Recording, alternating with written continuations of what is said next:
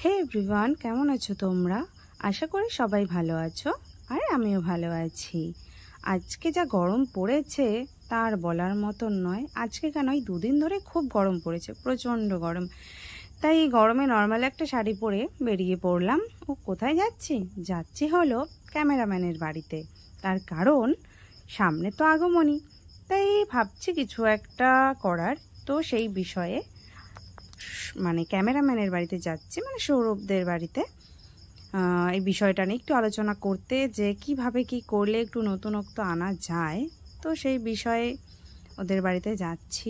চলো ওদের বাড়িতে গিয়েই বাকি কথাগুলো বলি। পৌঁছে গেলাম ওদের বাড়িতে। গিয়ে দেখি সৌরভের মেয়ে, মানে আমাদের চিনি, এত দুষ্টু।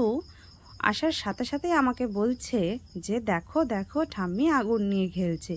ও যা কোয়েশ্চেন করে, এত কোয়েশ্চেন করে যে কিছু বলার নেই। ও আর ওর ঠাম্মি সব আবর্জনাগুলো পুড়িয়ে দিচ্ছে, এখানে সেখানে না ফেলে। কোথায় ফেলবে? আর বুঝতেই পারছো চারিদিকটা সুন্দর একটা বাগান, সেই কারণে পরিষ্কার পরিচ্ছন্ন রাখাটা খুব দরকার। কারণ বুঝতেই পারছো বর্ষাকাল, তার মধ্যে খুব মশা।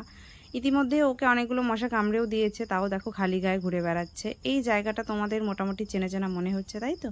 এই জায়গাটায় আমরা মোটামুটি একটু ভিডিও করি, কারণ খুব ভালো লাগে জায়গাটা। চারিপাশে গাছ, খুব সুন্দর। দেখতেই পাচ্ছ ওদের বাড়িতে এসে দেখছি যে আমার পার্টনার, মানে ডান্স পার্টনার, কাজে খুব ব্যস্ত। দেখতেই পাচ্ছ কাজ করছে। এর মধ্যে এসে আমি খুব বিরক্ত করে ফেললাম। তার কারণ ওর কাজ এখনো শেষ হয়নি। এই যে দেখছো সব জিনিসপত্র নামিয়ে নিয়েছে, কারণ ঘর দোরগুলো একটু পরিষ্কার করছে। আর ফট করে ক্যামেরাটা দেখে ও একটু হেসে দিল, লজ্জা পেয়ে গেছিলো। সেই কারণে দেখতেই পাচ্ছ কাজে খুব ব্যস্ত।